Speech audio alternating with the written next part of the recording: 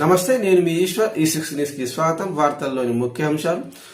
రాష్ట్రంలో వైద్య విద్యలో పరిశోధనలకు ప్రాధాన్యం ఇవ్వడమే లక్ష్యంగా ప్రభుత్వం సంస్కరణలు తీసుకొస్తుందని వైద్య ఆరోగ్య శాఖ మంత్రి దామోదర్ రాజనరసింహ తెలిపారు. సచివాలయంలో వైద్య ఆరోగ్య శాఖ కార్యదర్శి క్రిస్టినా, కాళోజీ నారాయణరావు, ఆరోగ్య విశ్వవిద్యాలయం ఉపకులపతి డాక్టర్ రమేష్ రెడ్డి తదితరులతో కలిసి మంత్రి సమీక్షా సమావేశం నిర్వహించారు. రాష్ట్రంలోని ప్రభుత్వ, ప్రైవేటు వైద్య కళాశాల పనితీరు, విద్యార్థులకు అందుతున్న వసతులు, విద్యాబోధన నాణ్యతపై మంత్రి సుదీర్ఘంగా చర్చించారు.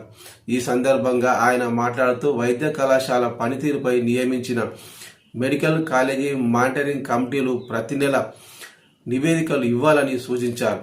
రాష్ట్రంలోని ప్రభుత్వ వైద్య కళాశాలలో పీజీ, సూపర్ స్పెషాలిటీ సీట్ల సంఖ్యను పెంచుకునేందుకు తక్షణ చర్యలు చేపట్టాలని మంత్రి ఆదేశించారు.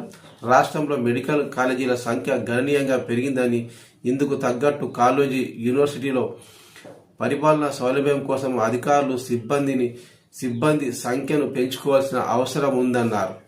పరీక్షల నిర్వహణలో మరింత పారదర్శకత, వేగం కోసం ఎగ్జామినేషన్ బ్రాంచ్లను బలోపేతం చేయాలని మంత్రి ఆదేశించారు.